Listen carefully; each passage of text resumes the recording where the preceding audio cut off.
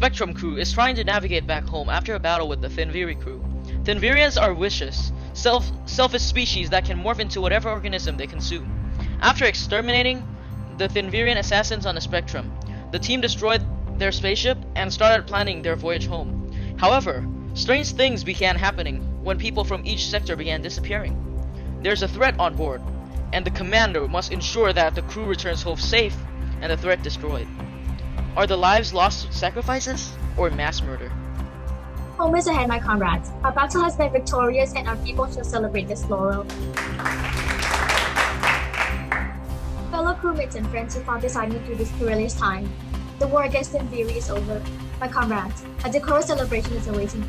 Revel to your heart's content for whom is our next destination. Spectrum, find the nearest jump point and set destination coordinates to Earth. Once the jump point has been reached, switch to manual controls. Nearest jump point located. Commencing autopilot. Hello? Is anyone there? I swear I heard something. I hope it's not an enemy. I can't risk them destroying the system. What is this thing?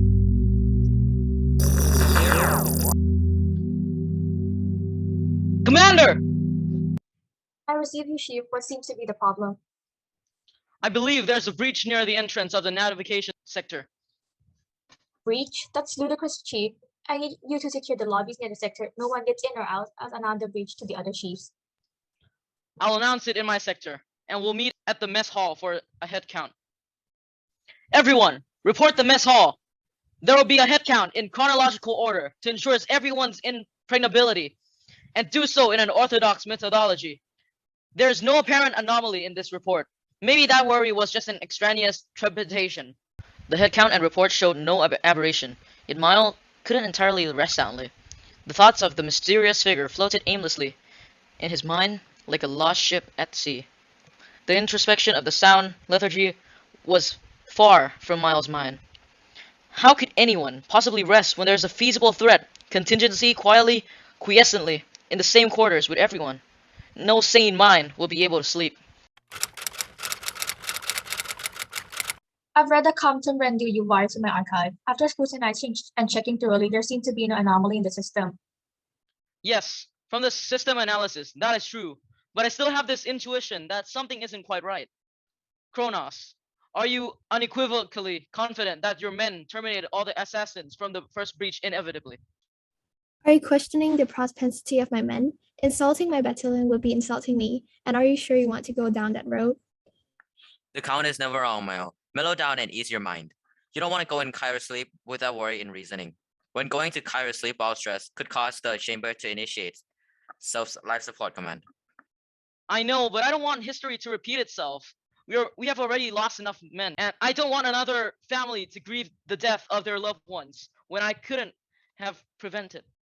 As the count shows no anomaly, I sent my team to effectuate the cryosleep for the 1st Division. General, please apprise your battalion of this schedule and that everyone is in the cryosleep apparel. Noted. As everything has been discussed, consider the meeting adjourned. Maya, I know you're worried about the dereliction. What happened before wasn't your fault. There was an erroneous system from the enemy's comp domain. No one blames you for that. I know, it's just, I wish I had been able to assimilate the issue before it happened. I ignored my assistant's heeds about the malfunction, and they had to pay the price for my failancy. You can rest now. I've gone through every system sector and report, and if there's any lapse, I'll handle it personally.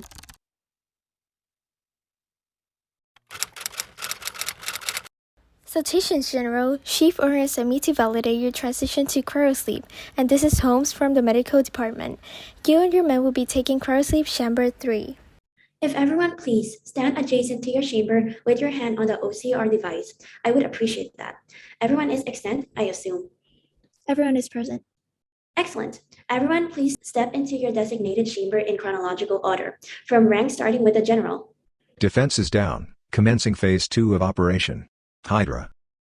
As the general and his regiment slip into the hibernation stage, they are too oblivious to vigor standing over the controls, ready to turn the oxygen to nil on command.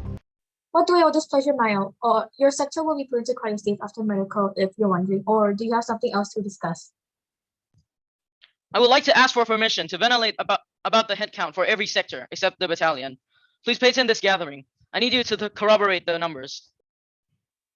I give excuses to the gathering. It would be gratifying to know that everyone is present. I'll announce this to every sector in the gathering, and the mess hall for the final head count. I'll promulgate it as a facade for as a cryosleep so that it won't cause past hysteria.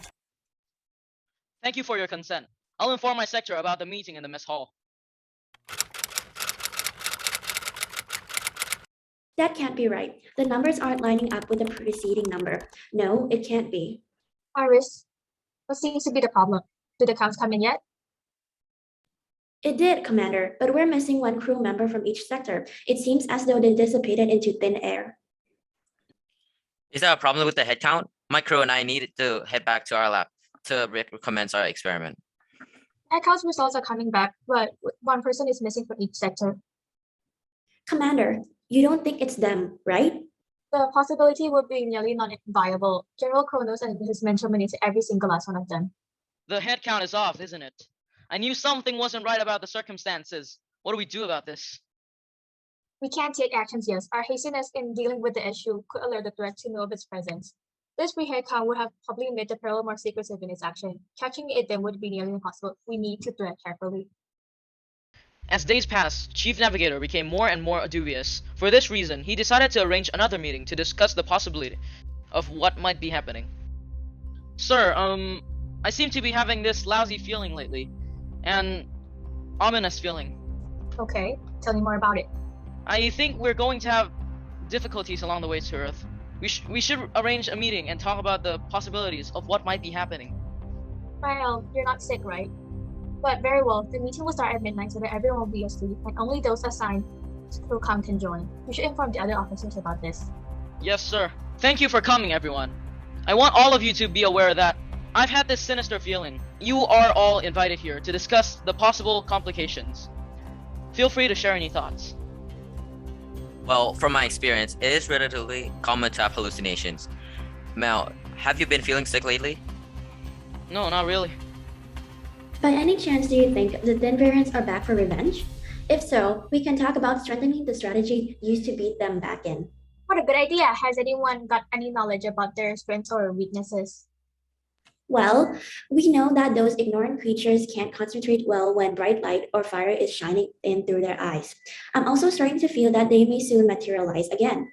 So don't forget, always carry a flashlight and a walkie-talkie wherever you go. True, but they're top in teamwork. They excel in getting along together. Chief, what if we contact our colleagues on Earth and inform them that if something exceedingly terrible happens, they can send us help? If the aliens were planning to attack us and begin another battle, we could secretly release groups of people in cryosleep. Terrific. I'll inform them as soon as possible.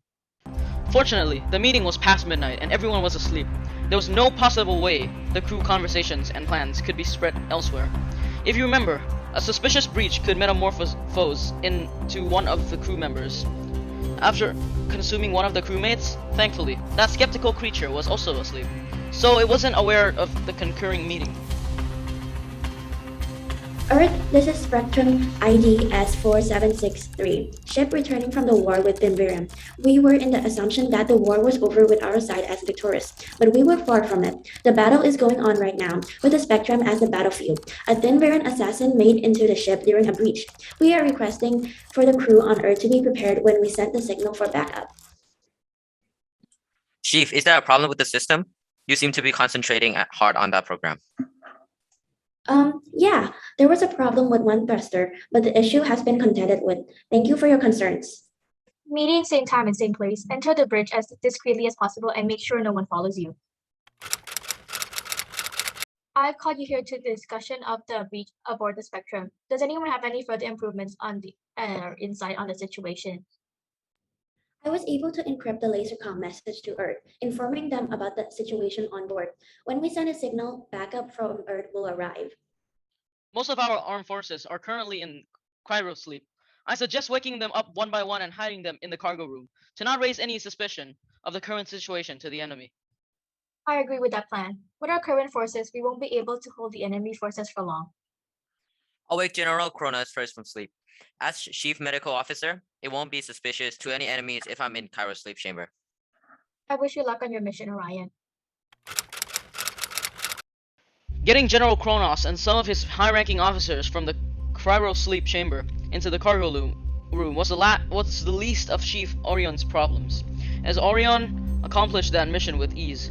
The problem would arise when a skeptical figure can be seen sending a signal to something. Mael spotted something on the radar from the navigation sector. The silhouette of the mysterious object was not more than tremendous than the spectrum. Crew members could hear the sound throughout the ship, rushed to their sector, and instituted commotion. The cryo chamber housing the battalion was systematically open, heeding the call of all of the alarms. The commander and the chief's catastrophic fear came true. The Thinvarian spaceship was heading for the spectrum. Though the circumstances are not in our favor, the ship is under attack. Everyone head to the Alpha sector, suit up and wait for my command. Crew members of every sector, head to the Aero sector and man every spacecraft available. Our battle with the Thinvarian isn't over so soon. I hear soft footsteps coming from the cafeteria. Everyone, get prepared to fight for our lives. Got it! Let's bring another victory! I see them! They're heading towards the communication sector. We can't let them get into that room, else all of our plans and strategies will be leaked out. In that case, get ready to fight and surround them in 3, 2, 1, go! Everyone having a flashlight with extra brightness could quickly lose the aliens' ability to concentrate if they gave the members of the armed forces a nostalgic feeling that triumphs is coming their way. Other than that, they even had the sharpest and finest sword ever seen by man. There was nothing to worry about, since each crewmate was also wearing a very thick and indestructible shield to protect themselves. Thinking about what the future holds, what could go wrong? Let's divide ourselves into groups and silently walk off in different directions. I'll head towards the security room. I'll also inform those on Earth that the battle might be starting very soon on the way. I'll tell them to keep in touch so that there will be fewer risks. Now, let's move into the discrete path and meet up in the communication room to surround them. Noted. Surprisingly, when they reached, they only found a small amount of those creatures. This made them even confident that they could win. However, little did they know that more aliens were hiding. Unfortunately, those suspicious creatures were hiding in places that the security cameras cannot access. Are you ready, Mael? Yes, let's fight! As soon as General Chronos gave a signal, everyone started moving. At first, the General Chief and Mael were able to surround the aliens, heading towards the communication room. Nevertheless, there were even more aliens that appeared and surrounded them. It was similar to a trap, and that was when the battle began. I think it's time to release the cryo sleep to help us, slowly in groups. Understood. More people came to help and tried beating up the aliens, though the Spectrum's crew strength couldn't compare men's strength to the aliens. Everyone started shooting arrows, both with bows and machine guns, at each other. Sometimes it hit the opponents and sometimes missed. Most of the time, the aliens missed because of the bright light that's shining into their eyes. That's when it went straight forward to the aircraft's outer wall. When the aliens' intelligence and skill, they were able to create a very high-pressure machine gun. The walls began to crack because of the high pressure caused by using the aliens' machine gun. However, not many people had seen it yet, and the split was even getting more prominent. Hey, Mael, have you seen the crack near the chute room? Shields is a small room located near the navigation and communication rooms.